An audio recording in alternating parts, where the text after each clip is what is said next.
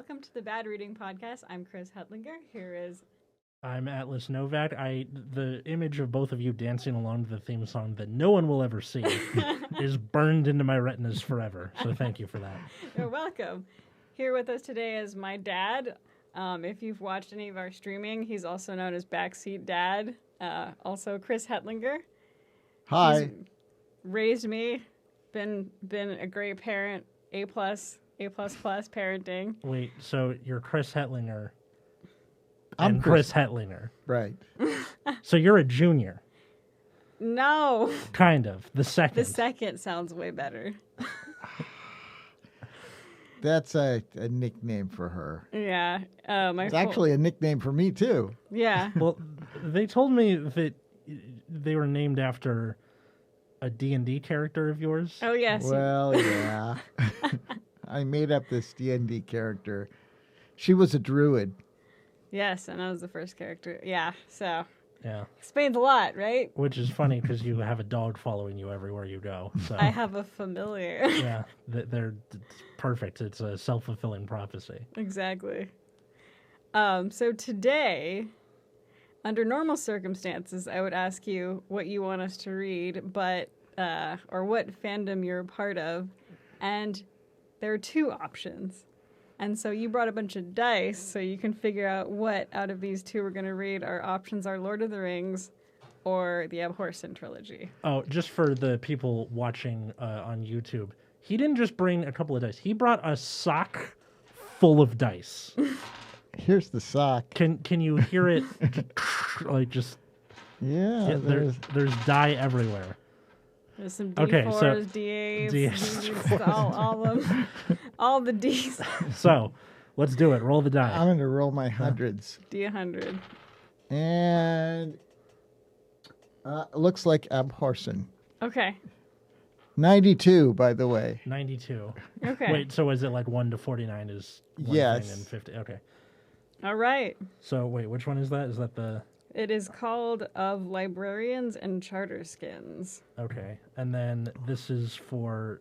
And the fandom is, what did you say, Abhorsen? The Abhorsen Trilogy. Okay, can someone explain what that is? Because I don't know what it is. Okay, so it's a story in which it's a fantasy story, and there's two worlds butting against each other. One is kind of like industrial era England, and another one is just medieval fantasy. Like 1910, 1920 yeah, England. It's like late industrial revolution. yeah. Yeah. And in the magical realm, there's two types of magic. There's charter magic, which is the good magic. It's kind of almost like the Force in Star Wars. It's like it's part of everything. It's like it binds so they us make together. it up as they go along. No, That's there are actually magical rules. Really? Yes. Because the Force kind of seems like in Star Wars, the Force is like, just throw whatever we want on there. Well, that kind of happened after Disney took over, but Especially in the last movie. yeah. Boom roasted. The last movie never happened. We're not going to talk about that anymore. So free magic is inimical to life itself. So it causes corruption of your soul, and like it causes your body to degrade and stuff. So you can't. It's raw magic. So that for lack of a better word, it's corrosive. Okay. So you have the charter mages and people who use charter magic, and then you have free magic entities, which are like old constructs or creatures of like elemental force. Some of them have more sentience than others, and then there are also the dead, and necromancers use free magic, and they bring back things from the River of Death, and there are 9 precincts of death in which the river flows through all, and that sounds like the it's story. ripped off from Dante's Inferno. Or just the Bible. Coincidentally, I mean, did they have rivers through all of Dante's Inferno? The river Styx. They had 3 rivers in Dante's Inferno. That's true, they did. So they had Acheron, Styx, and Lethe? Lethe, yeah. I'm being out-nerded here. It's very uncomfortable. Lethe, the river of forgetfulness. Yeah, so you go into Lethe, you forget who you are. Acheron, I think, was torture Yeah. and pain, and then Styx was just Styx. The border. Yeah.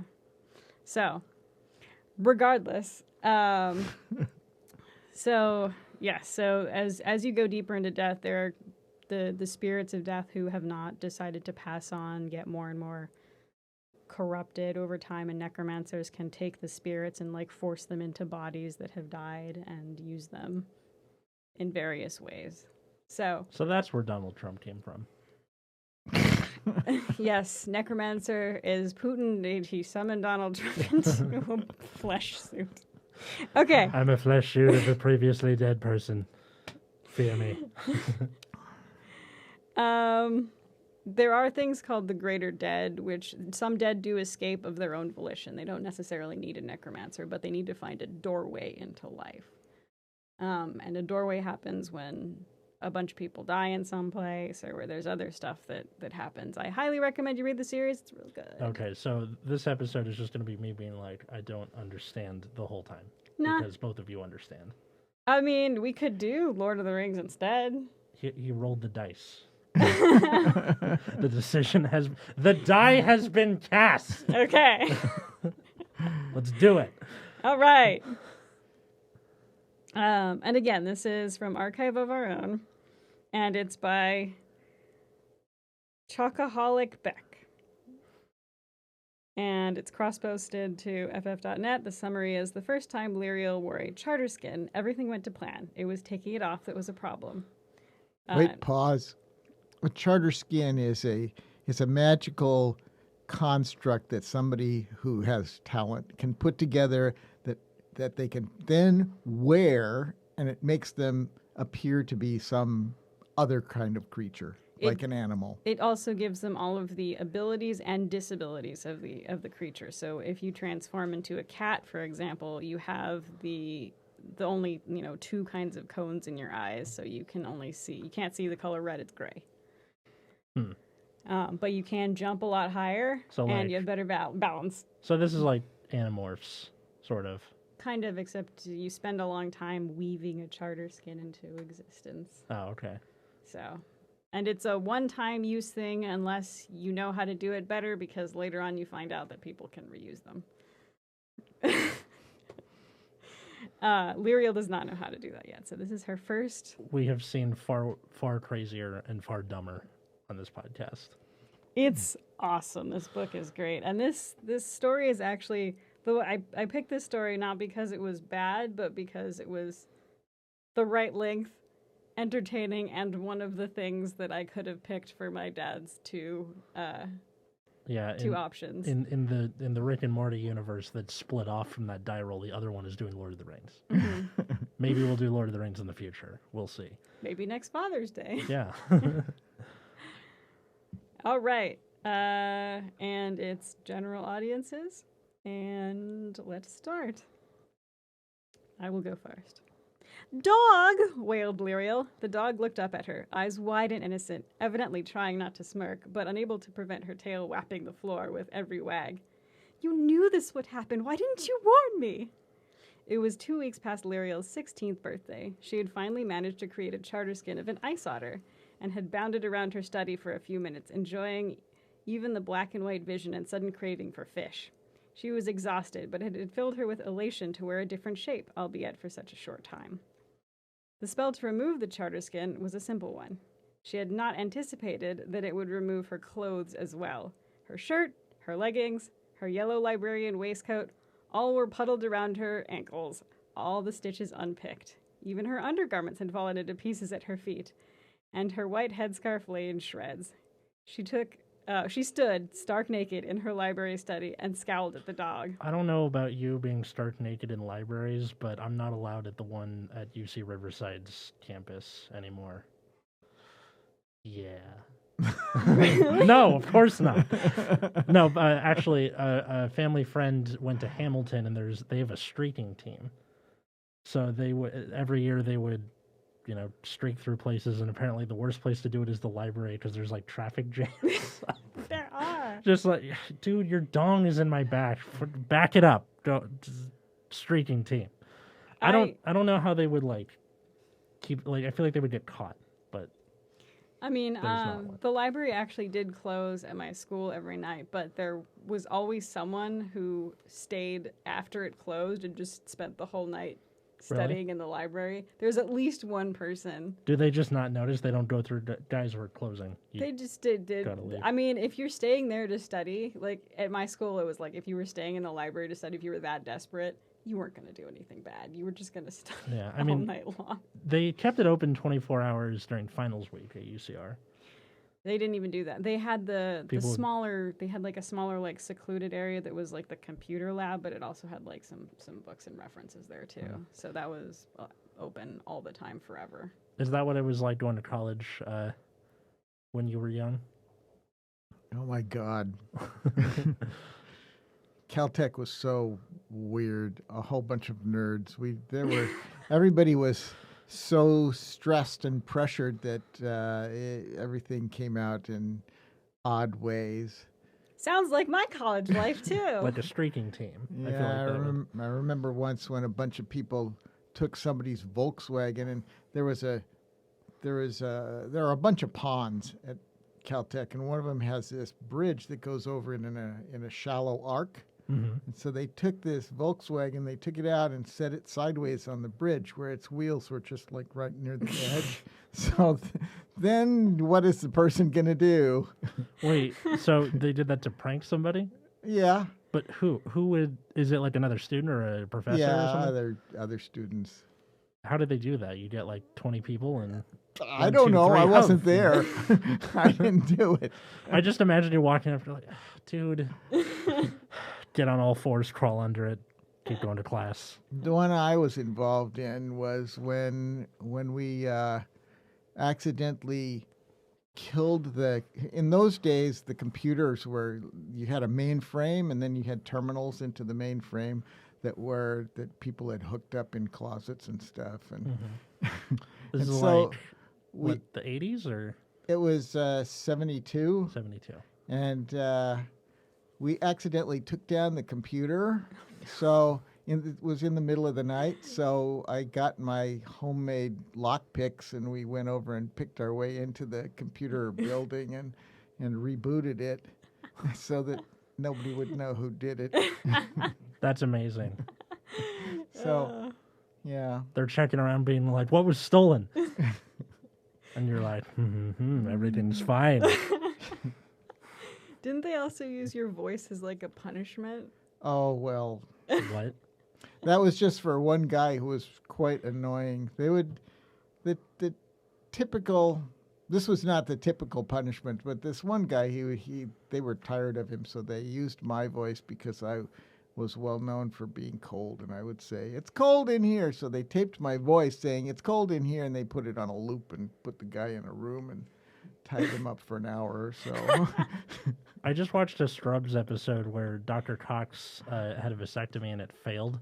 So he tied up the urologist that did his vasectomy and had the Ted, R.I.P. Sam Lloyd, and his a cappella band start singing the Chili's Baby Back Ribs theme song, but they never get into it. They just go, I want my baby back, baby back, baby back, baby, over and over and over. And he's like, dear God, when do they say ribs? He's like, never.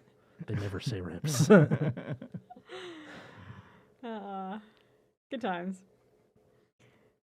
Any other pranks?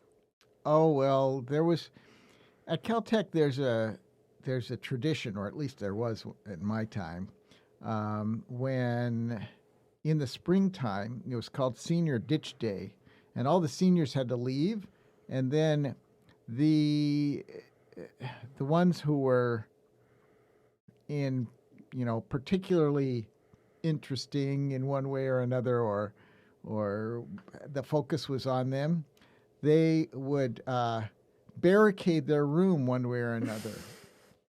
And some of them did their room with a special, combination or mystery that you had to figure out, and then you could get into their room, and that was okay. But some of them, they just tried to barricade it and didn't want you to get in. Oh, no. I remember one guy, he had like this whole thing with tubes sticking out from under his door, and you had to figure out, it was a combination you had to figure out, and he had put like metal plaques on the outside, plates on the window, so you couldn't get in through the window either. And So What your the room, hell? it's like an escape Or room. the reverse escape. You Yeah. gotta get in. But then once you got in, if it was too easy or if they were not particularly, liked, or you really wanted to do something to get back at them, then you would do something to their room. Afterwards, like one guy, we turned all of his furniture upside down and we like bolted it to the ceiling. So his Wow. room, when he came back in, it was upside down.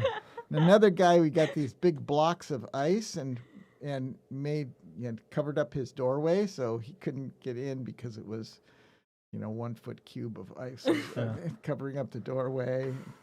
So you're both booby trapping and also reverse booby trapping. Other dorm alone. Yeah, it was a day of pranks and reverse pranks. Sounds like fun. I know that some of them can border on cruel, but I kind of wish that the colleges of our generation still kept that. Yeah. But it's always because one guy goes too far and they're like, all right, no more pranks for anybody. Yeah. The coolest thing that I did at my college was I printed out a whole bunch of like papers that said, it had Professor Oak and it said, it's dangerous out there.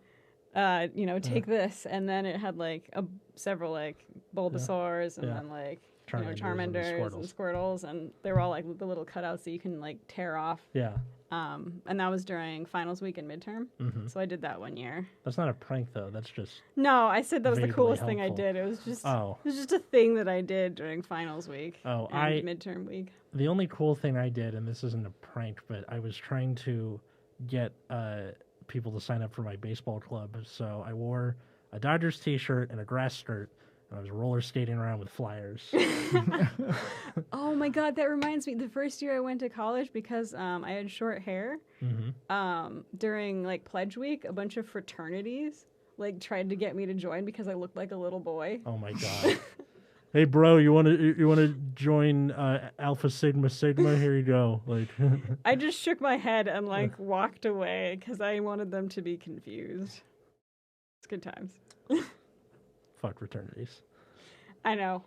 I was I did meet this like she was the most stereotypical sorority girl I've ever met in my life. She had like the bleach blonde hair, she had the like Valley Girl accent, and she was in her English class. She was like, "My professor hates me, and you get good grades at everything. Can you help me?" And I was like, "Yeah, I can help you." And I helped her out with some English stuff, and she was nice. She was just like the absolute most stereotype of a sorority girl that you could ever meet. I just imagine like one of the fraternity guys walking up to you dressed as Professor Oak going, "Are you a boy or a girl?" Wagon full of pancakes.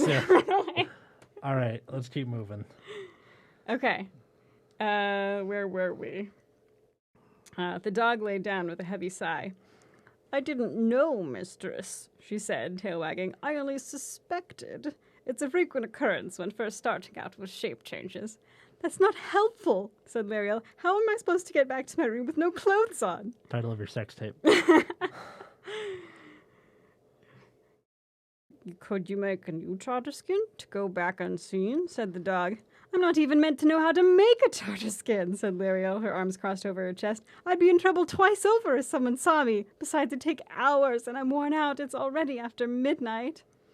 The dog wasn't listening. "Someone's coming," she remarked, slid behind the door as it opened and vanished from sight. So a dog is not immediately going to go, "Oh my God, there's a person.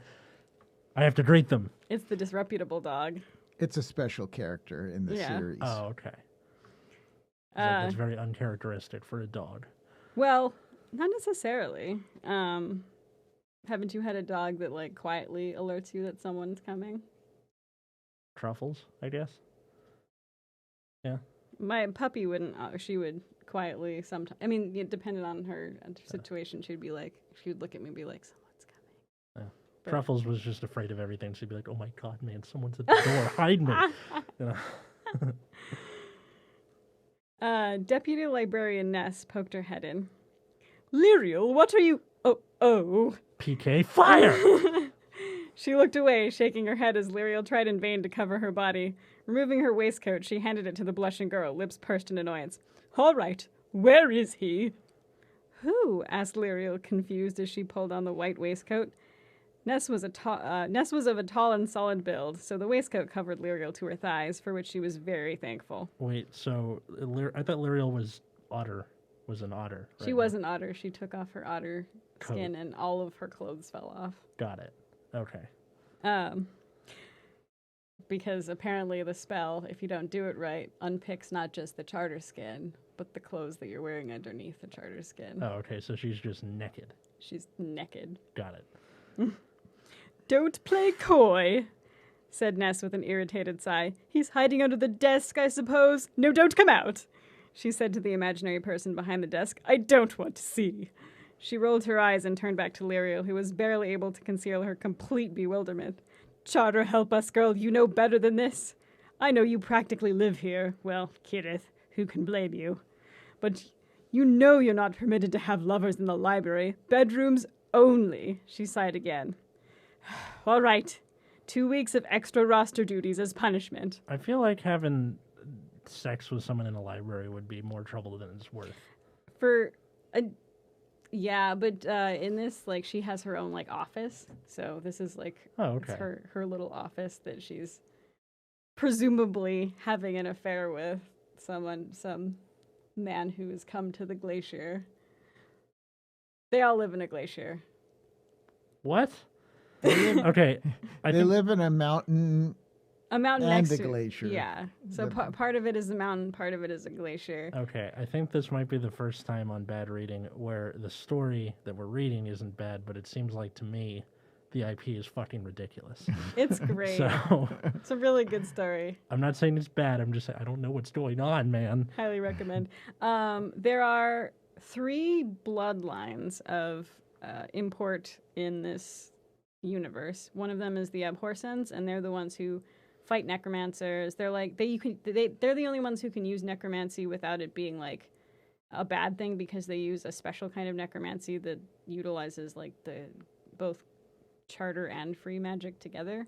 They protect the magic kingdom from the dead. From the dead and free magic constructs. I need visual aids. There's only one of them at a time. There's one Abhorsen, and there's their successor, the Abhorsen in waiting. So they work together if possible, because on occasion, it's not. So only the Avatar, master of all 4 necromancies, could stop. Okay. And then there's the royal bloodline, and their power is to, a lot of their magic is just being good leader. They have good leadership qualities. That's in their blood. That's magic? They're charismatic and stuff. It's not necessarily magic so much as it is they just inspire people. So they're the bards. Okay.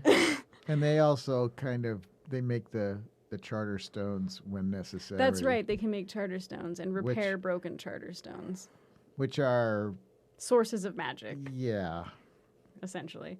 And there's also the Clare, which Lyriel is part of the Clare, and they can like see the future, but they can see it in like little pieces.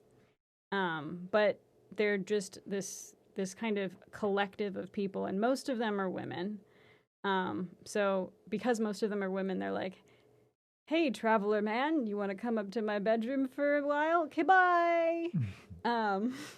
What, so it doesn't allow them to answer? They're just like, you want to come up to my... Oh, you mean like after they... Yeah. See ya. Yeah. So, but they can leave and they're kind of like the Gerudo from, but again, they're Zelda. not, yeah. So they're a lot like the Gerudo from Zelda. They can go out and, find lovers and then come back. They can invite lovers up. And again, not all of them are female. It's just most of them are. And because their magic kind of works as a collective, synergistically, they kind of need to be in one place most of the time. Mm-hmm. So they live in a group, yes, a city of their own. Yeah, I think that might be the first time I've heard the word synergy or synergistically used in a sentence that wasn't in a company email. That's the only time I ever hear like, all right, we got a synergy. I'm like, that's an adjective. So, all right. I remember one time I was in college, and there was a job I was working during the summer, and the summer job I was working, my boss asked me if I was good at, and I quote, doing viral. What?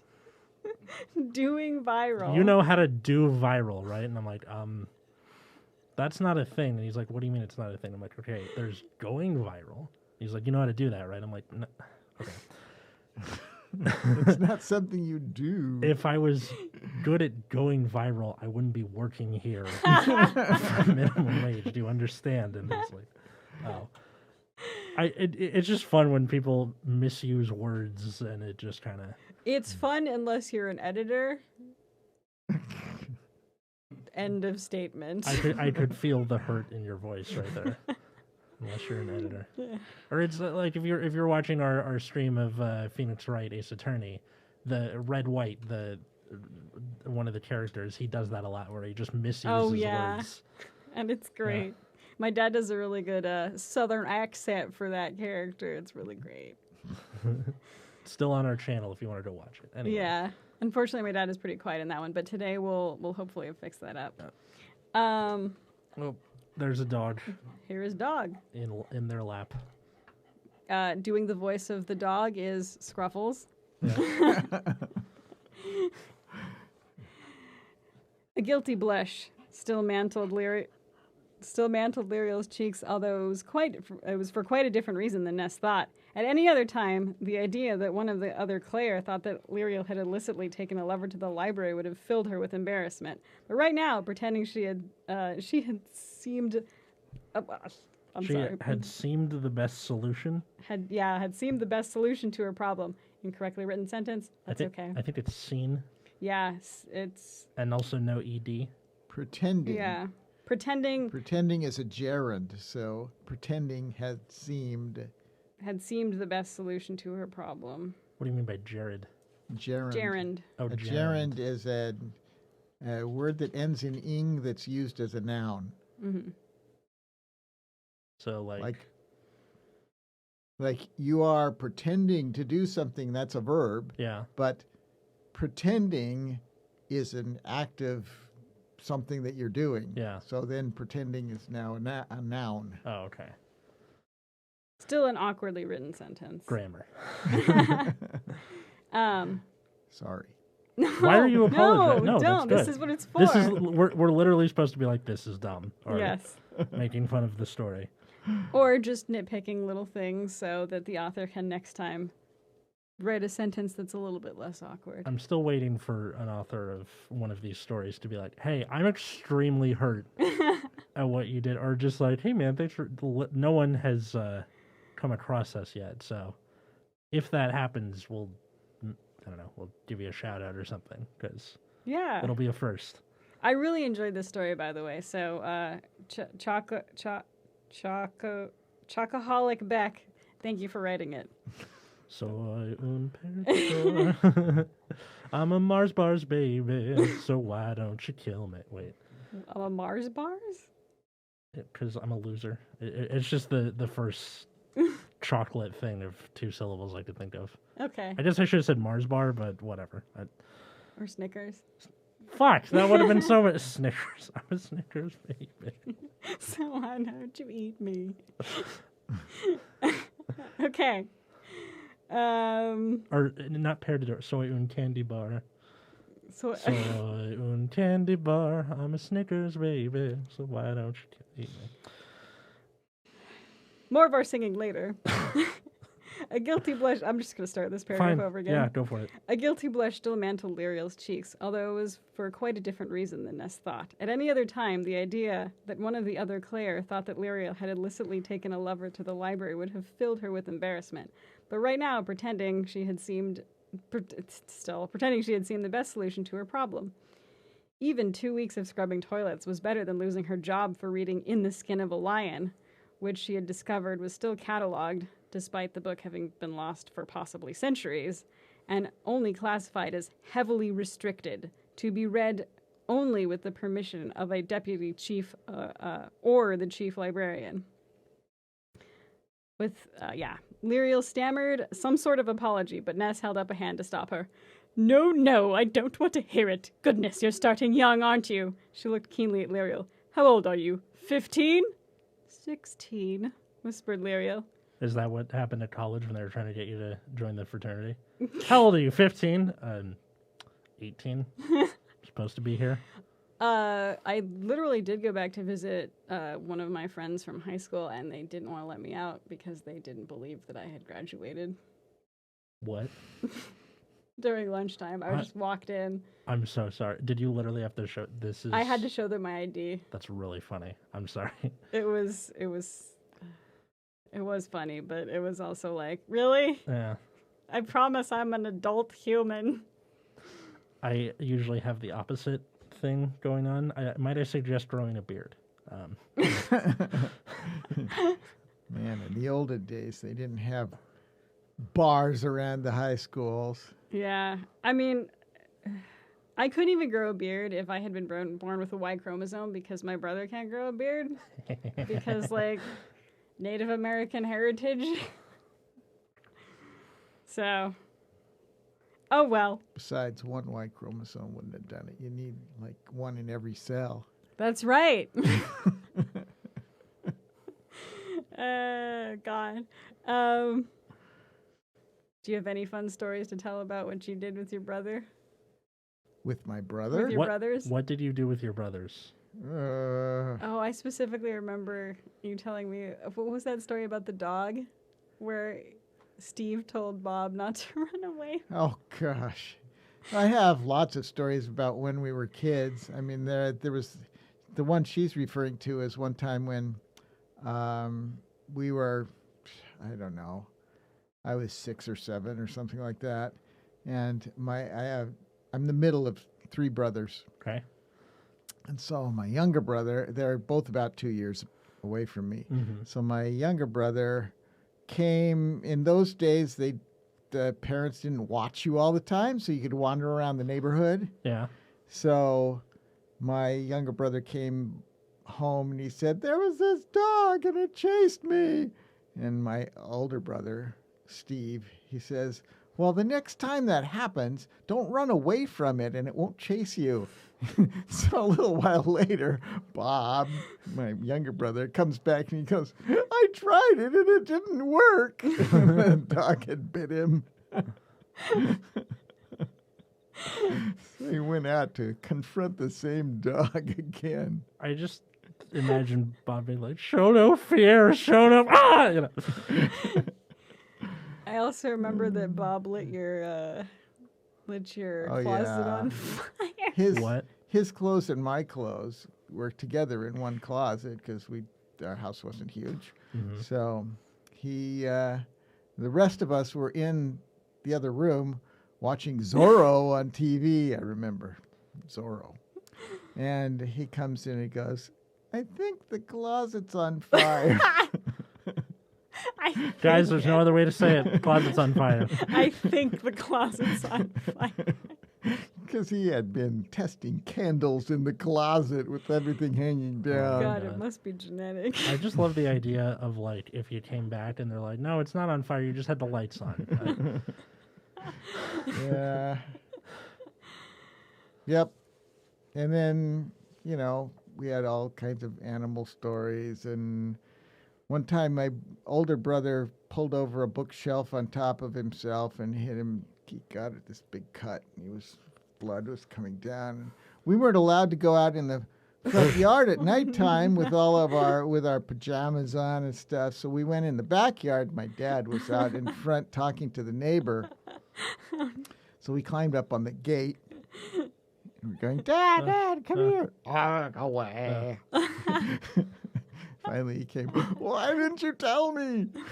That's always the worst when you're a kid. You're like, dude, I'm just trying to follow your rules. Yeah. And then the parents are like, yeah, but in that scenario... But you don't. You're very simple as a child. You take everything literally. That's true. Or it's just, your discretion gets more complex as you get older. Yeah. And credit to my dad. Whenever I asked a question about why I wasn't allowed to do something, he actually took the time to explain it to me, which made me a lot more obedient because I actually had a reason for doing something rather than just being like, "Hey, I'm your parent, so whatever I say goes." Yeah, that Didn't really work. That bothered me a lot as a kid. My parents, like, my mom would sometimes, but my dad was always just like, I'll tell you when you're older," and drove me crazy. No. Yeah, no, it's still something that reverberates through to today. Where if someone tells me something, I'm like, "Wait, why is that happening?" They're just like, I can't let you know." So my immediate reaction is just to like rebel. And it's like, you're 26, man. Calm the fuck down. Yeah, my mom. It was reversed with me. Although my dad wasn't really the most active parent, but he was the explainer. Yeah. My mom was, because I said so. Yeah. Yeah, that's how my mom was. Because you're supposed to respect me, and I'm like, Then but this isn't then about earn that respect. respect. This is my question about why. And then I would do it anyway because I was curious. Whereas my dad was like, "Because you will set the house on fire." And then I was like, "Oh, okay, that makes sense. I won't play with gunpowder." Why did you have gunpowder laying around? We had model rockets. See, I thought you were going to be like, oh, because we were involved in the Revolutionary War. We just have them laying around. No, Hey, man, that's left over from Bunker Hill. if you take apart the engines. for model rockets, there's gunpowder inside. Oh, that's fun. Yeah. That's good. So we played a lot. My brother and I made flash bombs with model rocket gunpowder and stuff. Little That's revolutionaries. Teaching people how to cause havoc. Hey, no one taught us how. We figured it out ourselves. No, now you're teaching everybody else, though. They didn't choose the Havoc life. The Havoc life chose them. That's right. Just like I didn't choose the Druid life, the Druid life chose me. Or rather, my dad chose the Druid life for me. I was gonna I had this idea for at the start of episodes when you're introducing the co-host, you could be like, "And with me today, they blah blah blah blah blah blah." So I was gonna be like, "She's a girl, or maybe a wagon full of pancakes, or she didn't choose the Druid life chose her," but or them. But you use them, so now I can't. You do can it still anymore. use them. I know, but I need for to some later episode. I need to write more of them so I can have them for later usage. All right, so we have not very And long. you can have Okay. Poor Atlas Almanac. Dude, poor Atlas Almanac would just be like, you went to Wendy's twice in the same week. That's poor Atlas Almanac. You went to 2 different Wendy's, so the one at the first Wendy's didn't recognize you. Because Or chronic Dr. Pepper addict. yeah, chronic Dr. Pepper addict. Atlas Novak. Yeah. 16, whispered Liriel. Well, just be careful, said Ness. I hope you remembered the contraceptive spell. Vencel hates when her third assistant librarians get pregnant. She frowned. What? I have to go back to the midnight rounds. What? Vancel hates when her third assistant librarians get pregnant like it's a chronic problem. Yeah. Oh, they got a kid again. Fuck. All right. You know what to do. Abortion clinics down the road. Or not. Or maybe they have a spell for it. Or there's just bastard children everywhere. Who knows? Well, that's how a lot of the Claire, just the production of, hey, you want to come up to my room? Yeah. That's how you get. That's Yeah. Again, they're a lot like the Gerudo. Right. So they know what they want. They'll get it if they want it. Anyway, she frowned. I have to get back to the midnight rounds. Go back to your room and take whoever this lover is with you. I want my waistcoat back clean by the day after tomorrow. She walked out of the study, grumbling.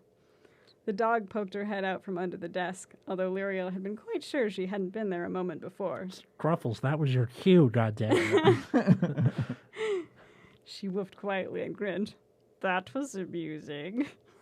Liriel buried her head in her hands. That was embarrassing, you mean? It will be all over the glacier tomorrow. Is that how they pronounce it? Yeah. Glacier? Glacier. Glacier. That too. They're British. It's British. Australian, actually, I think. And Tim Curry read it. But is Garth Nix? I think Garth Nix is Australian. If Tim Curry read the audiobook for this, I'm in. Yeah, Tim Curry read the audiobooks for the trilogy. Checkmate, Gin, and Yahtzee. Yes. I am in. Listen to them; they're real good. Okay. The first one's called Sabriel. Yeah, first one's called Sabriel. The second one is called Liriel, and the third one is called Abhorsen. The second two are kind of like how The Empire Strikes Back and Return of the Jedi are kind of like one cohesive story. and the first one is kind of its own cohesive story. Same so. with Back to the Future. You can put 2 and 3 just Same thing. into one movie. I still think Back to the Future 3 should have been the second one, and 2 should have been the third one. I don't know about that. Well, because then you would have them visiting all the locations they were before, and you get like this second dimension to what the characters were doing the first time. I think that would have been cool if there's like a second Marty and Doc running around the Old West, and then they're in the 50s again. And no, but that's what they did in the second movie. Yeah, but if that was the last movie, like that's their send off to the trilogy. Oh, I see what you're saying. That would have been that's more interesting to me. I mean, I agree that the second movie was more interesting than the third, but I'm not sure if I don't know. Also, for some reason, Marty gets triggered when someone calls him chicken. Don't know why. He just does. He gets over that in the end, though. I know, but still, just the character development. Yeah, but I mean, they could have said something else, but they had to make it PG-13. Yeah. So it was chicken. Yeah. Anyway, that too, said the dog and licked her hand. Come on, mistress, chin up. At least you won't have to think of an explanation next time someone finds you naked in your study. Lyriel groaned and tried to think of the fastest, least busy way to the Hall of Youth. Next time, just remind me not to take off charter skins in the library. The end. That's the whole story. Yep. What do you think, other Chris? Chris. Am I other? Okay. Or it was enjoyable. Chris, yeah? Yeah, it was all right. A little vignette. How much more time do we have? Do we have plenty of time? We have lots of things that we could talk about. Yeah. Well, let's talk about plenty. Yes, please. We got like 20 minutes. Go for it. I could tell you foot, and foot. What? What the hell is foot, and foot? There's another tradition at Caltech where when they get I've heard this story so when many somebody deserves lighthearted punishment, they throw them in the shower. Or the next level of punishment is they carry them outside and they throw them in the pond.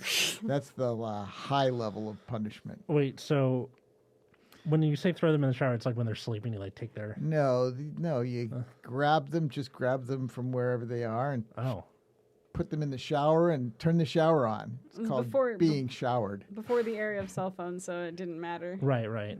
Yeah. There was I don't know. When I was at UCR, there was this guy in my dorm in freshman year who would bring his stupid fucking Bluetooth speaker and just play shitty rap music at like 7 a.m. We're all trying to shower. So I was like getting into a little bit of an argument with him, and I'm like, "Can you just not? I'm just trying to wake up." He's like, "Yeah, that's how I wake up." I'm like, so one morning I was in there, and he didn't know I was in there because I got up early. And I had the shower on, and then he comes in, turns on his shitty Bluetooth speaker, and then I finish and walk out and just take the Bluetooth speaker with me. So from his perspective, he's like listening, and then the music just gets more and more faded. Wait, where's it going? And then the door shuts, and I just put it in the lounge. I didn't like destroy it or throw it down anything, but I really wanted to, but I didn't. Good. Well, Caltech, they had the dining hall, and the undergraduate houses, which are the dorms, they're small. Mm-hmm. There's only like 200 people in each one. And so you could stand up in the dining hall and tell a joke if you wanted to, while everybody is eating. And then typically they would, if the joke wasn't that good, they would shower you. And also on your birthday they would shower you as well. So one time I decided to tell foot and foot, and that was too much, so they ponded me. What is foot and foot? Do you want to hear it? Yes. It's like 2 minutes long. Yeah, that's fine. Go for it. All right. Well, it turns out once upon a time there were 3 rabbits who lived near the forest in a cottage. Their names were Foot, and Foot. So they just went about their their life. And one day, Foot came to Foot and said, Foot, let's go into the forest and eat strawberries. And Foot said, okay, let's go ask Foot. So Foot and Foot went and asked Foot, shall we go into the forest and eat strawberries? And Foot said, okay. So Foot and Foot went into the forest and ate strawberries all day long. Well, unfortunately, on the way home, Foot got sick. So Foot and Foot took Foot home and put Foot to bed and called the doctor. The doctor came out and examined Foot and came out and said, Foot, I'm sorry to tell you this, but Foot's going to die. And sure enough, Foot died. So Foot and Foot buried Foot in the garden and said, well, we'll have to go on with our life. And so Foot and Foot went on and, kept gardening and living their life in their house until one day Foot came to Foot and said, Foot, let's go into the forest and eat strawberries. So Foot said, okay. So Foot and Foot went into the forest and ate strawberries all day long. And then when they came home, Foot got sick.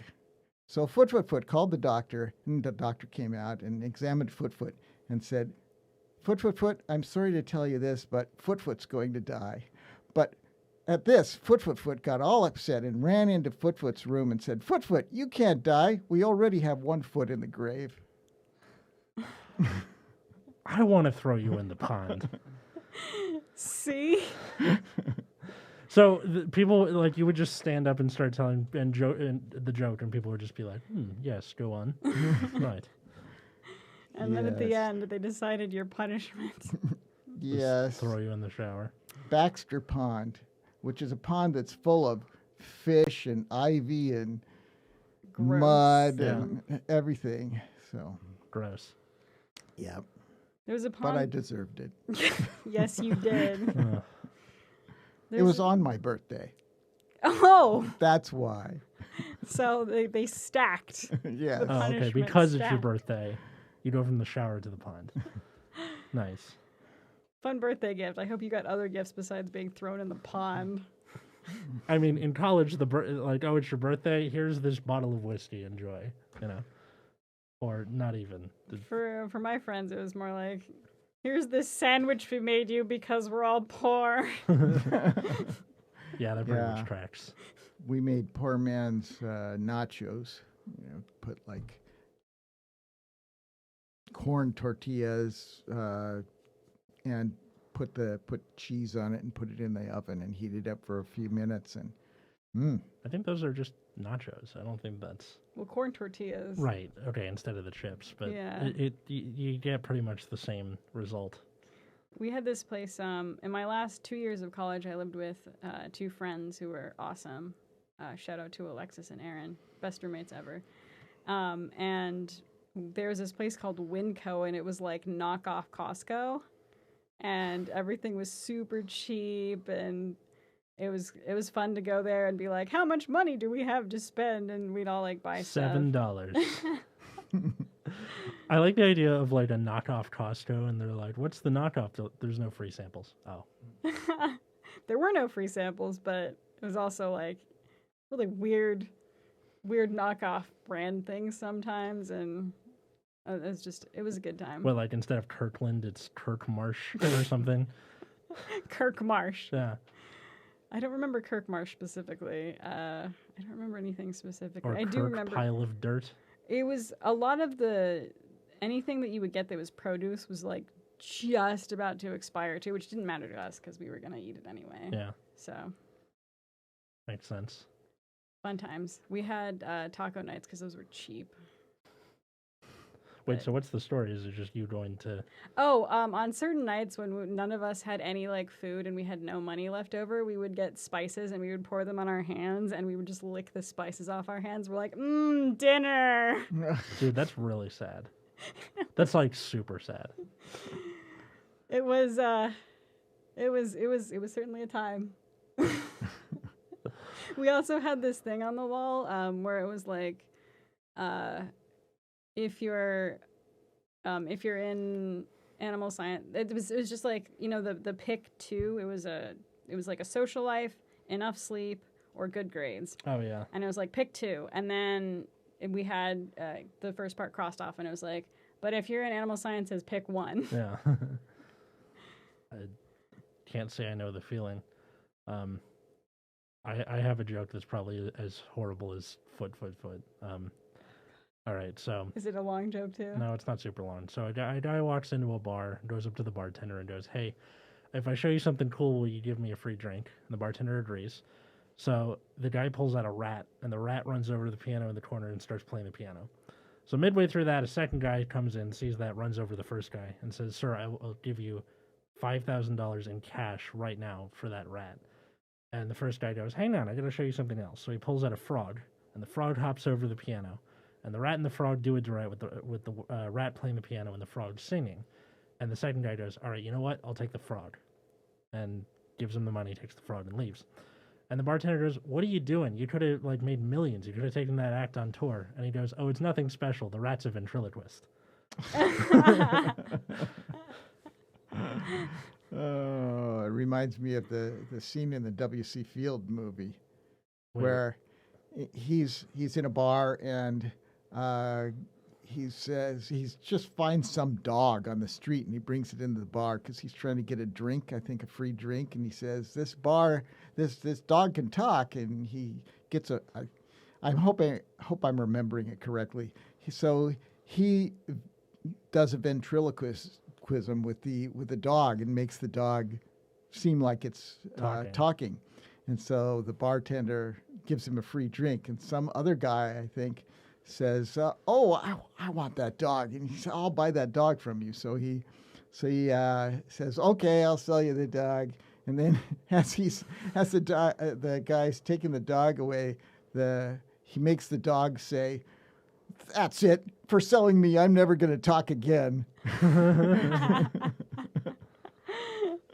That's a good way of getting out of that. Yeah. That's funny that you can do stuff like that. Yeah.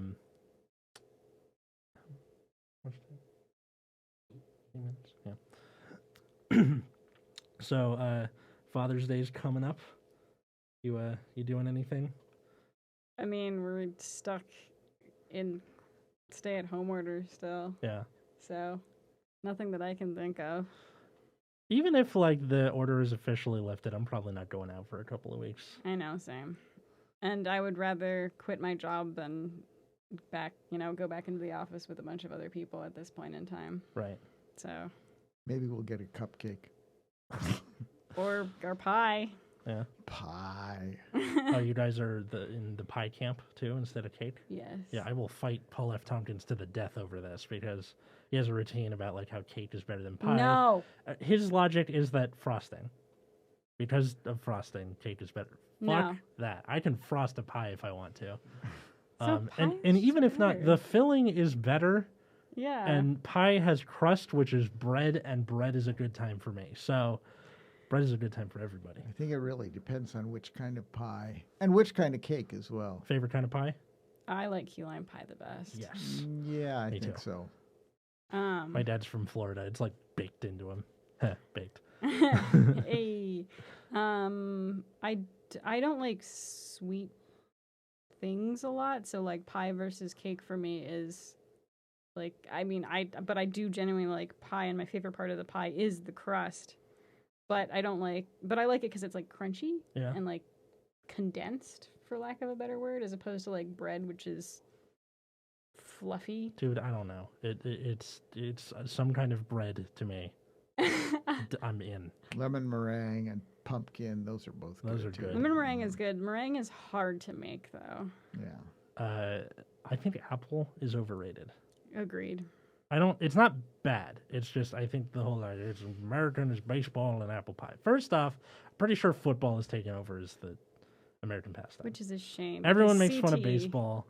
I like it better. But I like baseball better than football, too, because, well, I don't know. I prefer the slightly less violent nature of baseball, perhaps. I mean, you haven't seen the benches clear, have you? I think it's a better COVID-19 sport because everybody's kind of separated from one another. Yeah. Yes, you still have tags though. Tags at the plate, stuff like that. But you're right. It is. there's that, and then I just like the whole. It feels like there's more of a strategy to it instead of football. It feels more like running a simulation in football, and in baseball it feels more like a board game. Like with football, it's like, all right, we're going to try this play, run the simulation, see if it works. You might like curling. Curling is an underrated sport. Yeah, it's Curling's a game. It's curling. Yeah, curling is. Have you seen curling before? Yes, with the rock and the sweeping and yeah, what we made fun of Canadians for. Hey, it's cool because I've tried it. It's really. Yeah, I was on test, just trial curling team for just to learn how. Right. And it's exercise. Really? Huh. I was making fun of it because I the thought brooming it was just, part. Oh, the brooming it's work. part. Yeah, you gotta, make sure that does the brooming slows it down, right? No, it speeds it up and it causes it to curl less. Okay. Curl is in like turn or. The stone is turning as it goes down. Yeah. And it turns toward it curls. In other words, it moves sideways in the direction that the front of it is spinning. Oh, okay. So if you're sweeping, it will do that less. So you get a straighter. So you sweep it until you get it to the point where you want it to move sideways, and then you stop sweeping it, and interesting. There's a lot of strategy involved. And here I made fun of you, Canada. I'm sorry. Don't worry. Rush is still my favorite band. R.I.P. No part. So I think that about is good for. I didn't even get to 100 stories. This. What, you thought bad rating was 100 stories? We're only like, 30 episodes in? Something like that. I may have to come back. Oh, yeah. Perhaps for the in the Lord future. of the Rings episode. Yeah. No problem. Thanks for coming on. Hey, no problem. Chris. It was fun. Yay. I even got to roll my die. This would be where I would ask where people can find you on social media, but... I'm not really a social media type of guy. Yeah. I have an email, but... I don't think we would want to give someone's email out. No. But he has lots of dice and probably would be willing to DM a campaign for... first edition D&D if anyone actually still plays that. I would probably have to make up my own rules and magic system and everything. Yeah, again, like first edition D&D. But he's got the dice to prove it. So yeah. I've seen his little card like thing that has a bunch of monsters and their stats in it. Yeah. Mm-hmm. That's really cool. I think that we got spoiled over time with all of the stuff that is available for D&D now, because back in the day you had to do a lot more work. Keeping it old school.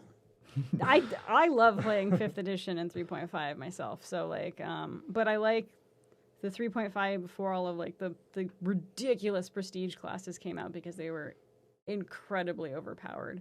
But 3.5 and 5th edition are what my comfort zone is because that's what I played the most in.